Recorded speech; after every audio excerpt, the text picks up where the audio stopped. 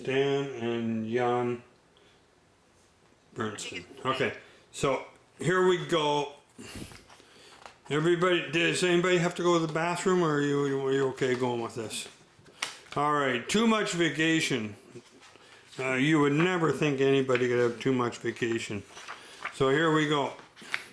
All right, well, that's everything, said Mama Bear as she and sister Bear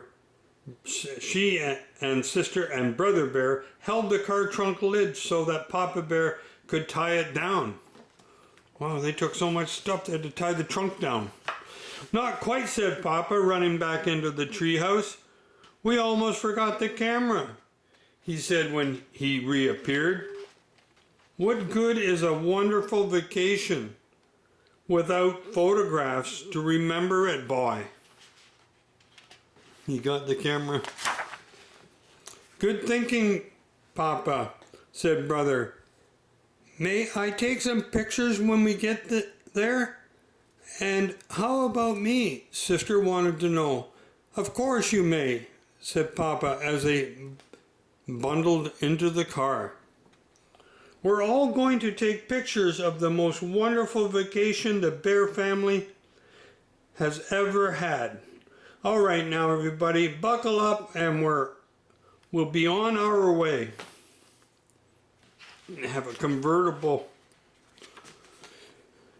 4 safety belts clicked into place, and they left their safe, comfortable treehouse and headed for the excitement and adventure of a vacation high in the wilds of the Great Grizzly Mountains. That sounds like fun. It had been Papa's idea to take their vacation in the Great Grizzlies. It'll be a real wilderness experience.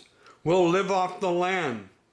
We're getting too soft here in the valley with all our supermarkets and other conveniences. When they saw the ad in the newspaper, there was no holding them. It said, try a wilderness vacation, a lovely mountain cabin, complete with a rowboat by beautiful Lake Crystal. Ah, said Papa, painting beautiful words. To wake with the rising sun and catch our breakfast from a clear mountain lake. To bathe in the sparkling water. To snack on delicious wild berries as we tramp the mountain trails. To gaze at the beauty of the mountain sunset.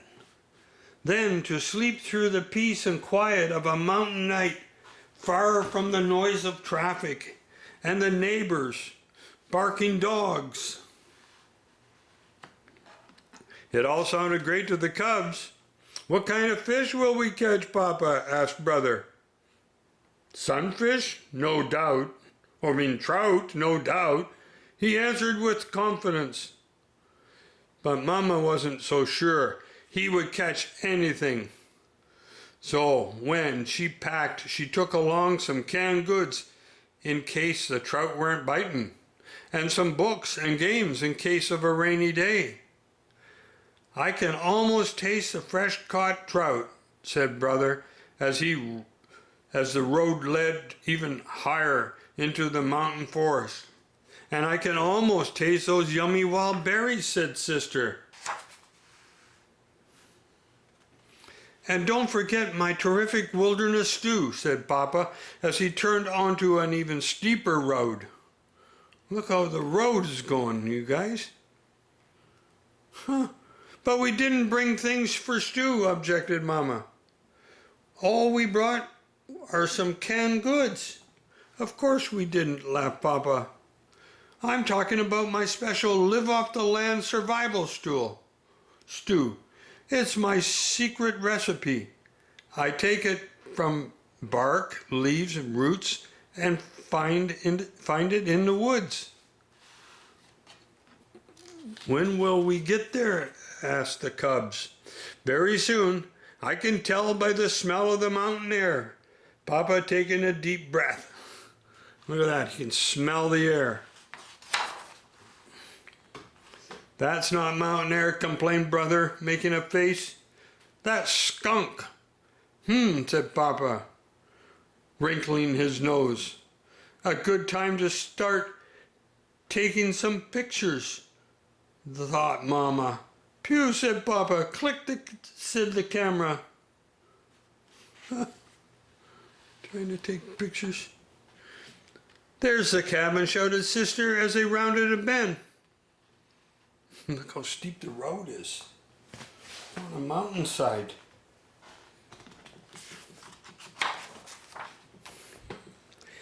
And there it was indeed. A mountain cabin beside a lake, complete with a rowboat. Wow.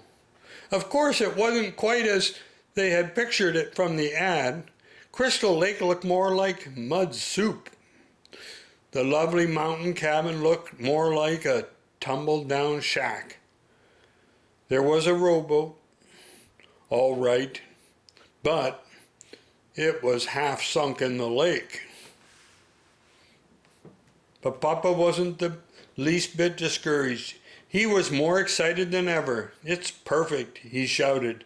The most perfect live-off-the-land vacation spot I've ever seen. Mama wasn't so sure. She noticed that there were no wires leading into the cabin, which meant there was no electricity.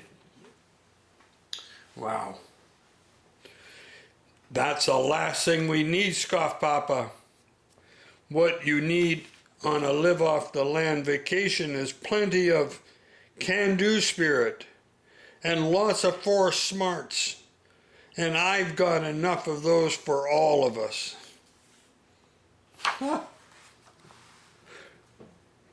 He took a cooking pot, a folding chair from the car trunk. Here, he said, making a seat for Mama. This is a vacation. You relax while I gather the fixings for my fabulous wilderness stew. Well, I can hardly wait to see this one. And the two tidied up the cabin. He called the cubs as he headed into the forest with the cooking pot.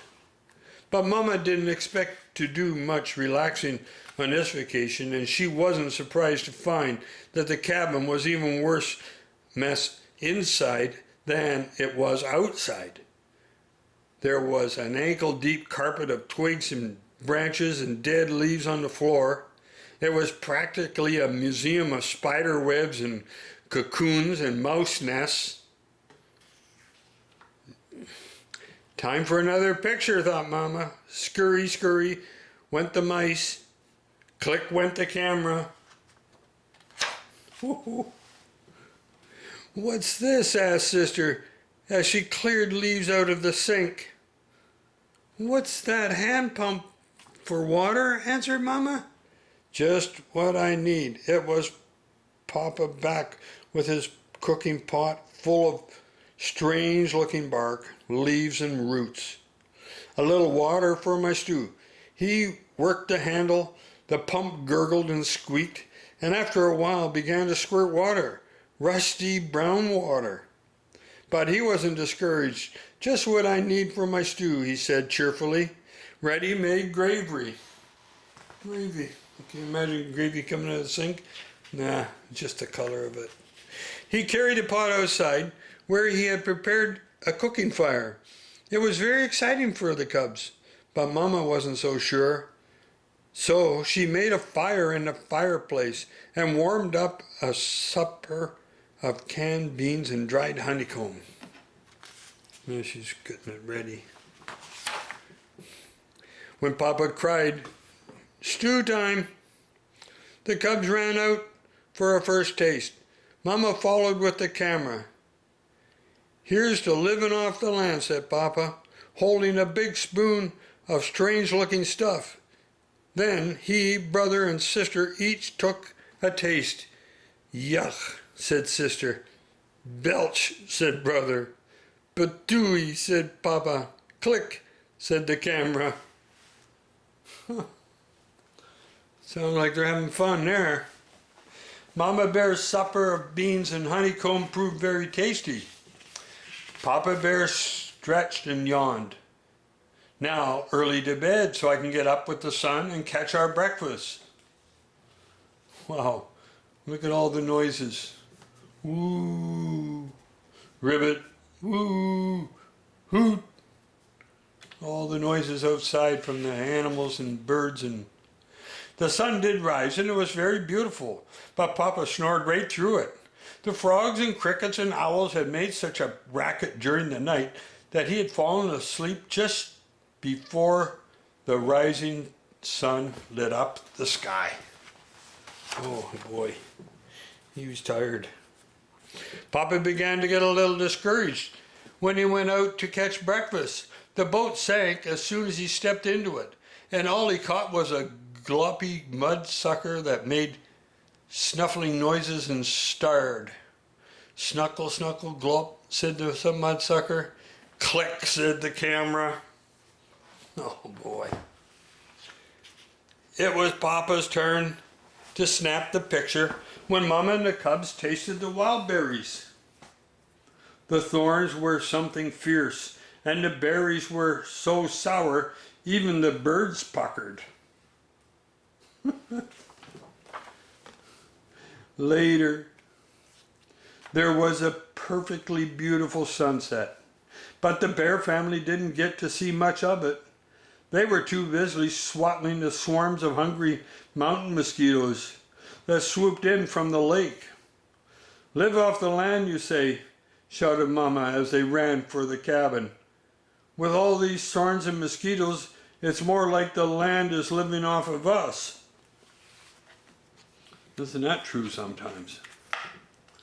It began to rain just as they reached the cabin, but the roof leaked badly, and pretty soon they had more leaks than they had pots and pans. They spent a miserable night. By morning, they were soaked to their fur, and there was a foot of water in the front of the stairwell. Wow. I'd want my money back. Don't worry, said Papa. The rain can't last forever, and just as soon as I swept out this water, but instead of Papa sweeping the water swept Papa out the door, down the muddy slope, and into the muddy, murky lake. When Mama and the cubs reached him, he looked more like a mud ball than a papa bear. Say, he said, looking up at them, I have a terrific idea. Let's go home. He's going home already. Only stayed one night. So the bear family loaded the trunk, put the car top up, bundled into the car, and bumped and splashed down the mountain road in the driving rain. The rain had stopped and the sun had come out by the time they reached the valley, and their tree house had never looked so good to them as it did that day. The next day, Mama took the film to the camera store to get developed. When the pictures came back a few days later, the bear family wrote titles on them. They began to chuckle as they passed the pictures around. The chuckles grew to more roaring laughter, and soon they were laughing so hard they cried. There's one, Papa smells the mountain air. Huh. We are greeted upon our arrival with 2 mice. Here's another picture. We taste Papa's wilderness stew. Papa's clothes our breakfast. No, Papa catches our breakfast. Our first taste of wild mountain berries.